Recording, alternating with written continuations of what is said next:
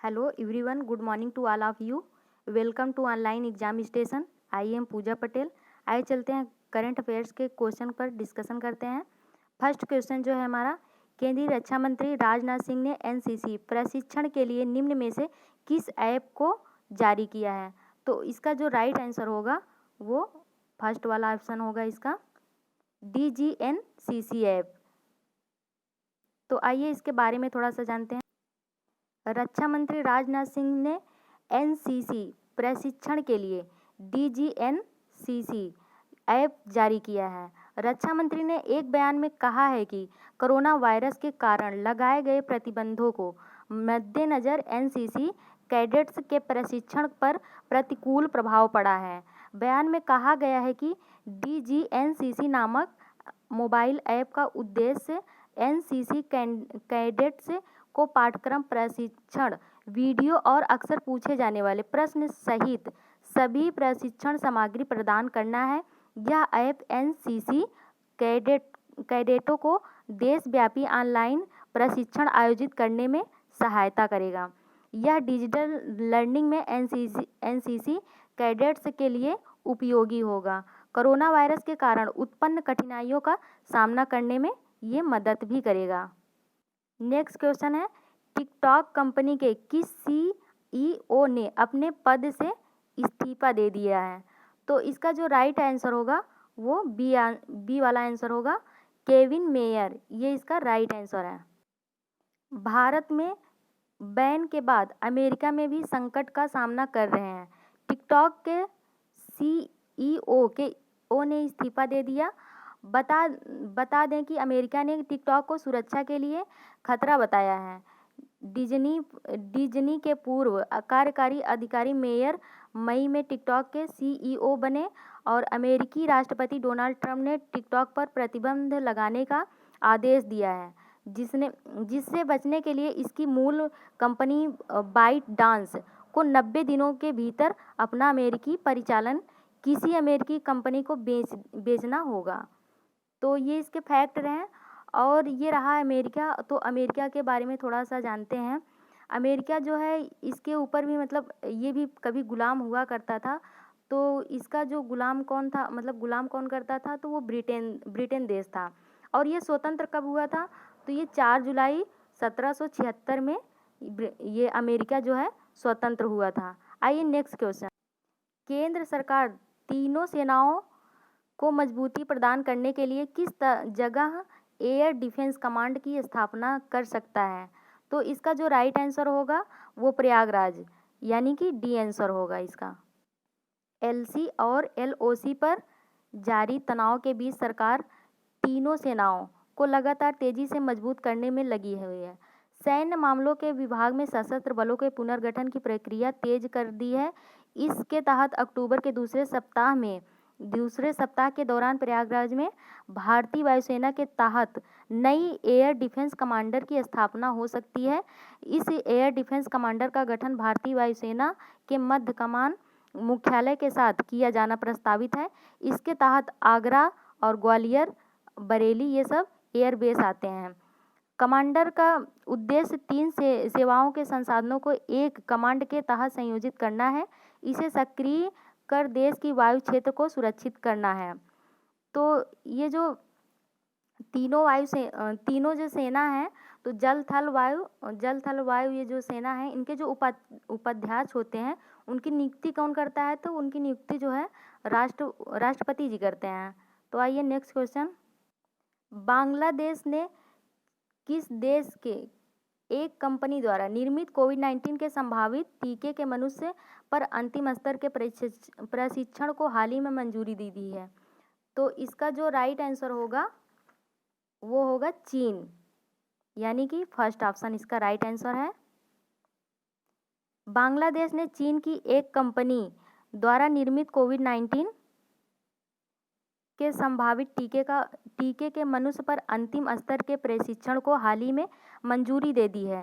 चीन की सिनोवाक biotech limited द्वारा विकसित टीके को देश के स्वास्थ्य मंत्री जाहिद मलिक ने दुनिया के सबसे प्रभावशाली टीकों में शुमार बताया है. हमारा एक क्वेश्चन है दुनिया का सबसे पहला जो है लॉकडाउन कब और कहाँ लगाया गया था? तो इसका आंसर जो है कमेंट बॉक्स में ज़रूर दीजिएगा। इसका राइट आंसर जो है। नेक्स्ट क्वेश्चन है, केंद्र सरकार ने क्षेत्रीय संपर्क योजना यानी उड़ान स्कीम के चौथे चरण में कितनी हवाई मार्गों के आवंटन को मंजूरी दे दी है? तो इसका जो राइट आंसर होगा वो होगा 78, यानी कि सी ऑप्शन राइट आंसर। आइए इसके फैक्ट कुछ हैं, देख लेते हैं। केंद्र सरकार ने क्षेत्रीय संपर्क योजना उड़े देश का आम नागरिक उड़ान के चौथे दौर के तहत 78 नए अतिरिक्त मार्गों को अनुमति दे दी है। इन मार्गों को अनुमति देकर उत्तर पूर्व पर्वतीय राज्यों और द्वीपों तथा कनेक्टिविटी बढ़ाने पर फोकस किया है। उड़ान एक क्षेत्रीय एयरपोर्ट विकास योजना है। इसका मुख्य लक्ष्य जो है वो दूर दराज के और क्षेत्रीय इलाकों तक संपर्क बेहतर बनाना और हवाई यात्रा को किफ़ायती बनाना। तो आइए चलते हैं नेक्स्ट क्वेश्चन। 200 अरब डॉलर की संपत्ति वाले विश्व के पहले व्यक्ति निम्न में से कौन बन गए हैं? तो इसका जो राइट आंसर होगा वो होगा जेफ बेजोस। तो इनके बारे में थोड़ा सा जानते हैं। जेफ बेजोस 200 अरब डॉलर की संपत्ति वाले धरती पर पहले व्यक्ति बन गए हैं। कोरोना वायरस कोविड-19 की वजह से टेक्नोलॉजी कंपनियों की संपत्ति में जमकर इजाफा हो गया है। दुनिया के सबसे अमीर व्यक्ति जेफ बेजोस पहले से और धनी हो गए हैं। ये बेजोस जो हैं इनके लगभग 125 देशों के बराबर नेटवर्किंग का, मतलब 125 देशों के बराबर इनका नेटवर्किंग है लगभग। तो गूगल भी है, यूबर भी है, और ये ट्विटर हो गया, वर्कडे हो गया, ये सब मतलब इन्हीं के नेटवर्किंग वो है। अमेजोन हो गया। और जो है ये अंतरिक्ष को लेकर इनकी बहुत बड़ी बड़ी योजनाएं रहती थी। और इन्होंने अपनी कंपनी ब्लू ओरिजिन हर साल में मतलब 1 अरब डॉलर का निवेश उसमें किया करते थे। और जब ये हाई स्कूल में थे तभी से इनका सपना था कि मानवता के लिए विकास की योजना के लिए सपना देखते रहते थे कि हम ये चीज़ करेंगे। तो इस टाइम स्पेस को लेके इन्होंने वर्टिकली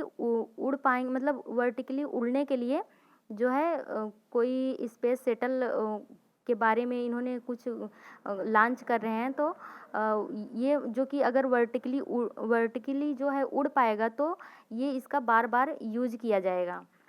और जो है नेक्स्ट क्वेश्चन है, उत्तर प्रदेश सरकार ने एस के भगत को हटाकर निम्न में से किसे नया गृह सचिव नियुक्त किया है? तो इसका जो राइट आंसर होगा वो तरुण गाबा होगा, यानी कि फर्स्ट आंसर इसका राइट आंसर। उत्तर प्रदेश सरकार ने एस.के. भगत को हटाकर तरुण गाबा को नया गृह सचिव नियुक्त किया है। इसके पहले तरुण गाबा आईजी विजिलेंस थे। उनकी जगह पर एस.के. भगत को भेजा गया। 2001 बैच के आईपीएस अफसर तरुण गाबा केंद्रीय प्रतिनियुक्ति से यूपी कैडर वापस आए हैं। तरुण गाबा सीबीआई में तैनात थे। और नेक्स्ट क्वेश्चन पर चलते हैं। हाल ही में केंद्रीय संस्कृति मंत्रालय ने स्मारकों के प्रबंध में सुधार हेतु भारतीय पुरातत्व सर्वेक्षण के कितने नए प्रशासनिक सर्कल की स्थापना की घोषणा की है? तो इसका जो राइट आंसर होगा वो 7 होगा, यानी कि बी वाला आंसर इसका राइट। इस निर्णय का मुख्य उद्देश्य जो है वो पुरातात्विक स्मारकों को संरक्षण एवं पंजीकरण की प्रक्रिया को सुविधाजनक बनाना। ये नए सर्कल जबलपुर यानी कि मध्य प्रदेश में जो है जबलपुर, और तमिलनाडु में त्रिची, और उत्तर प्रदेश में जो है झांसी मेरठ, ये और कर्नाटक में जो है हम्पी, और जो है पश्चिम बंगाल में जो है रायगंज, गुजरात में जो है राजकोट, ये बनाए गए हैं। तो नेक्स्ट क्वेश्चन जो है, केंद्र सरकार ने मानसिक स्वास्थ्य पुनर्वास के लिए निम्न में से किस हेल्पलाइन सेवा शुरू की है? तो इसका जो आंसर होगा वो किरण होगा, यानी कि सी ऑप्शन है इसका। केंद्र सरकार ने मानसिक स्वास्थ्य पुनर्वास के लिए किरण हेल्पलाइन सेवा शुरू की है। यह एक फ्री हेल्पलाइन है जिसे केंद्र सरकार द्वारा शुरू किया गया है। सामाजिक न्याय और अधिकारिता मंत्रालय व इसके सहयोगियों द्वारा तैयार हेल्पलाइन जो है 180059900019 का उद्देश्य प्राथमिक जांच, प्राथमिक उपचार, मनोवैज्ञानिक समर्थन और तनाव प्रबंधन, मानसिक स्वास्थ्य की बेहतरी, विचलित व्यवहार के रोकथाम और मनोवैज्ञानिक क्षेत्र में संकट प्रबंधन को उपलब्ध कराना। नेक्स्ट क्वेश्चन है, असम सरकार ने ड्यूटी पर कोविड-19 से मौत होने पर पत्रकारों, होमगार्ड्स और अन्य अस्थायी कर्मचारियों के लिए कितने लाख रुपए बीमा कवर की मंजूरी दे दी है? तो इसका जो राइट आंसर होगा वो डी होगा, यानी कि 50 लाख रुपए। आइए इसके फैक्ट के बारे में जानते हैं। असम सरकार ने कोविड-19 से मरने वाले पत्रकारों और होमगार्ड के जवानों, अन्य अस्थायी कर्मचारियों के लिए 50 लाख रुपए की बीमा कवर को मंजूरी दे दी है।